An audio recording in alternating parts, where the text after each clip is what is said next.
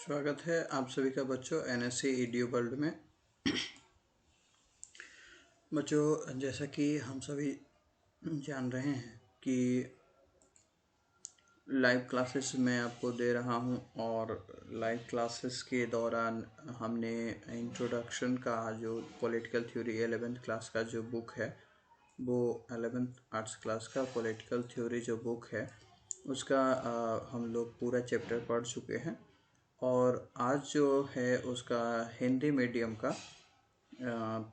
Total जो है question answer जो आपके बुक में है दिया हुआ वो आज हम लोग उसको डील करने वाले हैं टोटल क्वेश्चन को। और ये रहा आपका जो टोटल क्वेश्चन है उसमें से पहला क्वेश्चन है राजनीतिक सिद्धांत के बारे में नीचे लिखे कौन से कथन सही हैं और कौन से गलत हैं।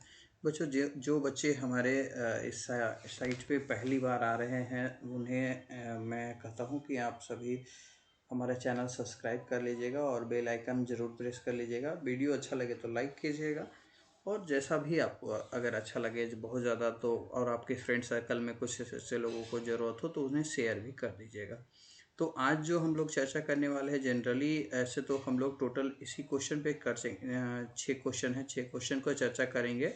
लेकिन इससे रिलेटेड में भी आई जितने भी टाइप्स के क्वेश्चन जो एग्ज़ाम में आते हैं कुछ रिलेटेड में, और साथ ही में इंग्लिश वाला जो इंग्लिश का जो क्वेश्चन होगा इंग्लिश में, इंग्लिश का आंसर जो होगा वो इंग्लिश में, वो सब मैं आपको दूंगा। लेकिन आज फ़िलहाल मैं स्पेशली बना रहा हूँ बिकॉज वीडियो बहुत लंबा हो जाता है और कंटेंट बहुत ही शॉर्ट टाइम चाहता है। तो मैं एक बार ट्राई करना चाह रहा हूँ कि इसमें हिंदी मीडियम का बच्चे को इनरोल किया जाए और इंग्लिश वाले के लिए नेक्स्ट वीडियो में आपका मिल जाएगा। तो अभी देख लीजिए इसमें क्या है। वैसे हिंदी वाले और इंग्लिश वाले में दोनों में समझ में आ जाएगा, कोई दिक्कत नहीं होगी आपको। मैं जब इंग्लिश पढ़ाऊँगा तो उसमें हिंदी को भी ऐड कर लूँगा और आप लोग देखिएगा उसे। तो अभी शुरू करते हैं। पहला क्वेश्चन है कि राजनीतिक सिद्धांत के बारे में नीचे कौन से कथन सही हैं और कौन से गलत हैं। तो पहला आप यहाँ पर देखिएगा कि राजनीतिक सिद्धांत उन विचारों पर चर्चा करते हैं जिनके आधार पर राजनीतिक संस्थाएं बनती हैं। तो हम लोग यहाँ पे बुक का भी टोटली क्वेश्चन लिख भी दिया है और साथ में उसका आंसर भी हमने लिखा है। तो यहाँ पे आप देखिएगा कि राजनीतिक सिद्धांत उन विचारों पर चर्चा करते हैं जिनके आधार पर राजनीतिक संस्थाएं बनती है। तो इसका आंसर क्या हो जाएगा, ये ट्रू हो जाएगा। क्या हो जाएगा, ट्रू हो जाएगा, यानी सही है। और दूसरा है राजनीतिक सिद्धांत विभिन्न धर्मों के अंतर संबंध की व्याख्या करते हैं, है कि अंतर संबंधों की व्याख्या करते हैं। तो इसका आंसर अगर हम लोग देखते तो ये गलत हो जाता है क्योंकि कोई रिलेशन से इसका कोई नाता नहीं रहता है बच्चों। तो ये क्या हो जाएगा, रॉन्ग हो जाएगा। ठीक है, गलत है। ये समानता और स्वतंत्रता जैसे अवधारणाओं के अर्थ की व्याख्या करते हैं। तो ये बिल्कुल सही है जी, क्योंकि ये व्याख्या करता है इसके। और इसका एक और लास्ट है, ये राजनीतिक दलों के प्रदर्शन की भविष्यवाणी करता है। ऐसा कुछ नहीं, भविष्यवाणी से राजनीतिक सिद्धांत ऐसा कुछ नहीं करता है। तो यहाँ पे ये गलत हो जाएगा। ठीक है, तो ये रहा बच्चों आपका टोटल जो ट्रू और फॉल्स जिसको हम लोग बोलते हैं सही और गलत, तो उसका जो हमने आपको बता दिया। तो ट्रू और फॉल्स के बाद अगर हम आते हैं नेक्स्ट क्वेश्चन में, तो नेक्स्ट क्वेश्चन जो है, अगर वीडियो लंबा होगा तो मैं इसे कोशिश करूँगा कि इसका शॉर्ट ही बना पाऊँ और 1 से 2 वीडियो में बना दूँ तो ज़्यादा बढ़िया रहेगा। तो पहला है इसमें कि उसके बाद की राजनीति उस सबसे बढ़कर है जो राजनेता करते हैं। क्या आप इस कथन से सहमत हैं? उदाहरण भी दीजिए। तो देखो, राजनीति उन सबसे बढ़कर है जो राजनेता करते हैं। हम इस कथन से सहमत हैं। इसका आंसर आप क्या लिखिएगा इसके बारे में आप जान लीजिए, है ना। तो कहता है कि राजनीति, आप इसको देखो, पहली बात है कि इसको रटने की ज़रूरत नहीं है, समझने की ज़रूरत है कि कैसे इसको आप लिख सकते हो। ये जो लिखा हुआ है वो अपने भाषा में हमारा है और आप भी अपने इस भाषा को जोड़कर अपने हिसाब से इसको लिख सकते हो। ठीक है। कुछ कुछ अलग वर्ड हो जाते हैं, अगर आप किसी दूसरे को फॉलो करिएगा तो वो कठिन वर्ड दे देगा। नोट्स तो कभी किसी का फॉलो नहीं करना चाहिए, हाँ हमारा लिखा हुआ है बस आपको समझ में आ जाए, ये बड़ी बात है। देखिएगा, तो है कि राजनीति उस सब से बढ़कर है जो राजनेता करते हैं। हम इस कथन से सहमत हैं और यह दुर्भाग्यपूर्ण है कि राजनीति का संबंध किसी भी तरीके से निजी स्वार्थ साधने के धंधे से जुड़ गया है। मैंने ये बात आपको पढ़ाया होगा बुक में बच्चों, आप देखिएगा तो राजनीति किसी भी समाज का महत्वपूर्ण और अविभाज्य यानी अभिन्न अंग है। यहाँ पे आप अभिन्न लिखिएगा, ये बाय टाइप मिस्टेक है, अभिन्न अंग है। महात्मा गांधी यहाँ पे कहते हैं कि महात्मा गांधी ने एक बार कहा था, याद रखिएगा, ये हमने देखा आपको पढ़ाया था, याद होगा आपको, कि राजनीति ने हमें सांप की कुंडली की तरह जकड़ रखा है और इससे जूझने के सिवाय और कोई रास्ता नहीं है। ये बात हमने आपको उसमें पढ़ाया होगा, आप अगर सही तरीके से देखे होंगे और मेरा पूरा जो लाइव ऑनलाइन का जो वीडियो था आप उसे देखे होंगे तो। राजनीतिक संगठन और सामूहिक निर्णय के किसी ढांचे के बिना कोई भी समाज जिंदा नहीं रह सकता है। जो समाज अपने अस्तित्व को बचाए रखना चाहता है उसके लिए अपने सदस्यों की विभिन्न आवश्यकताओं और हितों को ध्यान रखना अनिवार्य होता है। क्या कह रहा है कि देखो, यहाँ पे राजनीतिक संगठन और सामूहिक निर्णय की किसी भी ढांचे के बिना कोई भी समाज जिंदा नहीं रह सकता है। जो समाज अपने अस्तित्व को बचाए रखना चाहते हैं, यानी कि जो भी समाज अपना कुछ अपने आप को समाज में खड़ा रखना चाहता है, अपना पोजीशन रखना चाहता है, तो उसके लिए क्या करना होगा कि अपने जो सदस्य के जो विभिन्न आवश्यकता होती है, उसकी जो आवश्यकता होती है उसको उसकी पूर्ति करना अनिवार्य होता है। अब यहाँ पे एक एग्जांपल आप ले लीजिए किसी चीज़ का, जैसे हम इंसान हैं ना, तो इंसान को अगर कुछ सीखना है तो जानवरों से भी हम लोग सीख सकते हैं। मैं यहाँ पे ये मानता हूँ। यदि आज देखिए हमारे दिन पर दिन जो है, आप सुनिएगा कि ये बाघों की संख्या घट रही है, तो कौवों की संख्या घटते चली जा रही है, तो पर आपका मोर का संख्या घट रहा है। तो ये सारे जो जनसंख्या घट रही है, ये क्या है? देखो यहाँ पे ये है कि अगर हम उन लोगों को बढ़ाने का काम करते हैं तो हम एक मानव होते हुए थोड़ी बहुत अगर हमारी जानवरों से रिलेटेड कुछ जानकारी है तो हम उसे जुटाकर उसकी आवश्यकताओं को सही तरीके से पूरी करने की कोशिश करते हैं। लेकिन अगर हम यहाँ पे उसकी आवश्यकता को पूर्ति नहीं कर पाते हैं तो हमें ऐसा लगेगा कि मैं समझ गया हूँ तो कि कैसे इसको करना है।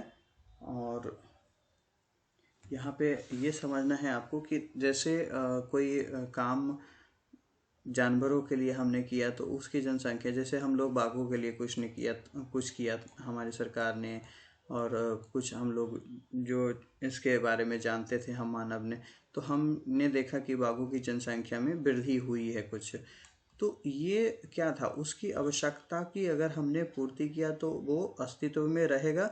अगर हमने उसकी आवश्यकता की पूर्ति नहीं किया तो वो अस्तित्व को क्या कर अपना अस्तित्व जो है वो खो देगा। ठीक है। इसी तरीके से अगर हम अगली बार बात करें यहाँ पे इसके बारे में कि परिवार, जनजाति और आर्थिक संस्थाओं जैसे अनेक सामाजिक संस्थाएं लोगों की आवश्यकताओं और आकांक्षाओं को पूरा करने में सहायता करने के लिए पनपी है। ऐसी संस्थाएं हमें साथ रखने के उपाय खोजने और एक दूसरे के प्रति अपने कर्तव्यों को निभाने में सहायता करती है। इन संस्थाओं के साथ सरकारें भी महत्वपूर्ण भूमिका निभाती हैं। अब यहाँ पे एक चीज़ देखिए फिर से कि क्या कहता है कि जनजाति और आर्थिक संस्थाओं जैसे अनेक सामाजिक संस्थाएं लोगों की आवश्यकताओं और आकांक्षाओं को पूरा करने में सहायता करने के लिए पनपी है। अब देखो जनजाति की जो संस्थाएं हैं, इस तरीके से जो संस्थाएं बन रही है, इस तरीके लोगों को सही तरीके से रखने के लिए, उसकी आवश्यकताओं को पूर्ति करने के लिए ये संस्थाएं हमें जो है साथ रखने के उपाय खोजते हैं और एक उपाय बताते हैं और रहने के उपाय बताते हैं कैसे रहना चाहिए। और उसके साथ हम को एक दूसरे के प्रति जो अपना कर्तव्य है निभाने में हमें मदद भी करते हैं। इन संस्थाओं के साथ सरकारें भी जो है बहुत ही महत्वपूर्ण भूमिका अभी निभा रही है मानव की आवश्यकता को पूर्ति करने के लिए। तो ये हो गए बच्चे आपका पहला क्वेश्चन का आंसर जो है ये कि राजनीति उन सबसे बढ़कर है जो राजनेता करते हैं। क्या इस कथन से आप सहमत हैं? तो आपको ये बात पता चल ही गया होगा कि आप इस कथन से कितना सहमत हैं, और हमने तो आपको बता ही दिया कि हम इस कथन से सहमत हैं। अगर आप इसमें नहीं हैं तो आप मुझे लिख कर बताइएगा कि आप क्यों इस कथन से सहमत नहीं हैं। हमने उदाहरण भी इसका दिया है। नेक्स्ट जो थर्ड क्वेश्चन है वो है लोकतंत्र के सफल संचालन के लिए नागरिकों का जागरूक होना जरूरी है। इस पे अपनी विचार रखें। ठीक है, तो तीसरा जो क्वेश्चन है उस पे हम लोग आते हैं और देखते हैं कि लोकतंत्र के सफल संचालक के लिए तो कहता है, देखो इसको बच्चों समझना बढ़िया से। कहता है इसमें कि लोकतांत्रिक राज्य में नागरिक के रूप में हम किसी संगीत कार्यक्रम के श्रोता जैसे होते हैं। हमने ये बात आपको पढ़ाया है, आपको अच्छे तरीके से ये बात ऑनलाइन जब आप मेरे से पढ़ते हैं, हाँ, जो बच्चे नए हैं और हमारे साथ जुड़ना चाहते हैं, किसी भी जगह का किसी भी स्टेट्स का हो, NCERT बुक्स अगर 11th क्लास में आप पढ़ रहे हैं तो आप हमारा ऑनलाइन लाइव क्लास से जुड़ सकते हैं। आपको हमारा व्हाट्सएप नंबर जो है वो डिस्क्रिप्शन बॉक्स में मिल जाएगा, और वहाँ पे आपका जो है व्हाट्सएप ग्रुप आप जुड़ने के लिए मेरे को मैसेज कर सकते हैं वहाँ से, और मेरे को कॉल भी कर सकते हैं। वहाँ आप जुड़िएगा। फ्री क्लासेस होता है, किसी का कोई चार्जेस नहीं लिया जाता है, फ्री ऑनलाइन लाइव क्लासेस होता है। आप जितना चाहे अपने दोस्तों को बता सकते हैं, ज़्यादा से ज़्यादा संख्या में जुड़ सकते हैं।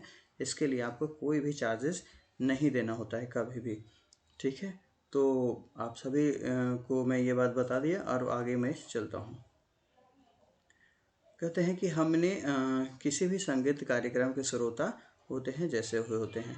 हम गीत और लय की व्याख्या करने वाले मुख्य कलाकार नहीं होते, लेकिन हम कार्यक्रम तय करते हैं, प्रस्तुति का रसवादन करते हैं और नए अनुरोध करते हैं, है ना।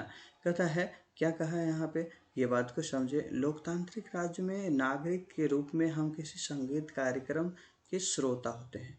देखो लोकतंत्र में क्या होता है, जनता यहाँ पे सब कुछ करती है, जो नागरिक है वही सब कुछ करती है।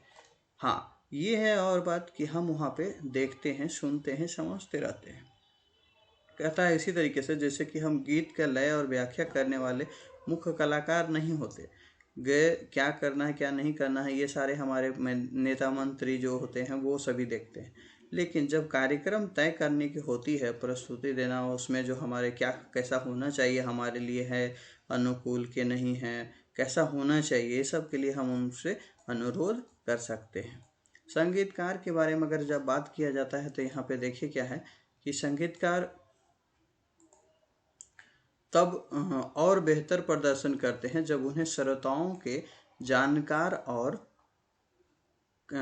कृतदान होने का पता, मतलब जानकारों को यह उन्हें जो श्रोता होते हैं, जो मतलब जो गायकी करते हैं, अगर श्रोता सही तरीके से उसको समझते हैं और उस तरीके की पेशकश करते हैं तो जो गायक होते हैं उन्हें सही तरीके से ये करने में, उस कार्य को सफल बनाने में होता है। यहाँ पे मैंने आपको एग्जाम्पल दिया था क्योंकि अगर देखो बच्चे अगर पढ़ने वाले होते हैं और उस तरीके से हर क्षेत्र को वो समझते हैं हमारी बातों को, तो हम क्या करते हैं, जो टीचर होते हैं वो टीचर भी अलर्ट रहते हैं और बच्चे को वो सही तरीके से सब बिल्कुल सही जानकारी प्रदान करते हैं और पूरी कोशिश करते हैं कि ये बच्चा हर चीज़ वो समझता चला जाए, जिससे कि इसको कभी आगे भविष्य में कोई दिक्कत ना हो। तो ये होता है यहाँ पे बच्चों। इसी तरह जागरूक नागरिक भी लोकतंत्र के सफल संचालक होने के लिए आवश्यक है। अब देखो जागरूक नागरिक कहने का मतलब शिक्षित नागरिक होना चाहिए, हर चीज़ का अवेयरनेस उसके पास होना चाहिए। जब सरकार क्या हो रही है, वर्तमान सरकार में क्या घटनाएं घट रही है, क्या चाह रहा है सरकार, क्या करना चाह रही है, क्या बदलाव लाना चाह रही है, ये सारे चीज़ जो होता है एक जागरूक नागरिक के अंदर होता है और लोकतंत्र के सफल संचालन के लिए जो है बहुत ही आवश्यक होता है बच्चों। तो आज के लिए हम यही रहने देते हैं इसका, और नेक्स्ट वीडियो जो होता है हम इसको आपको नेक्स्ट डे अपलोड कर देंगे या फिर हम आपको पढ़ा देंगे इसको ऑनलाइन लाइव क्लासेस में। तो तब तक जो भी लाइव क्लासेस से हमारे साथ जुड़ना चाहते हैं वो मेरे को व्हाट्सअप कर सकते हैं। ये वाला नंबर जो है हमारा व्हाट्सअप नंबर है, और आप यहाँ पे हमें मैसेज कर सकते हैं, यहाँ से कॉल भी कर सकते हैं। ठीक है बच्चों, तो आज के लिए इतना ही रहने देते हैं। वीडियो को लाइक कर लिए, सब्सक्राइब कीजिए चैनल, और लोगों तक बताइए ज़्यादा से ज़्यादा, क्योंकि ये फ्री क्लासेस जो होते हैं आप सबके लिए है, और इसमें मैं कोई भी झांसा नहीं दे रहा हूँ। कभी भी कोई भी तरीके का पैसा इसमें हम लाइव क्लासेस वाले में नहीं ले रहे हैं। यहाँ तक कि आपको जो जानकारी देना है वो भी मैं आपको दूंगा, वो भी फ्री में। साथ ही हमारा एक एप्लीकेशन होगा बच्चों, वहाँ पे आप एप्लीकेशन डाउनलोड कर लीजिएगा, और अपना 11th क्लास लिखना नहीं भूलिएगा। जो भी 11th क्लासेस लिखेंगे उनके मैं ग्रुप में ऐड कर दूंगा, और वहीं आपको लिंक जो है ऑटोमेटिक रेगुलर लाइव क्लासेस जो है मिलेगा, उसमें आपको सारा नोटिफिकेशन जाता रहेगा लाइव क्लासेस का। तो ठीक है बच्चों, आज के लिए इतना ही रहने देते हैं। धन्यवाद।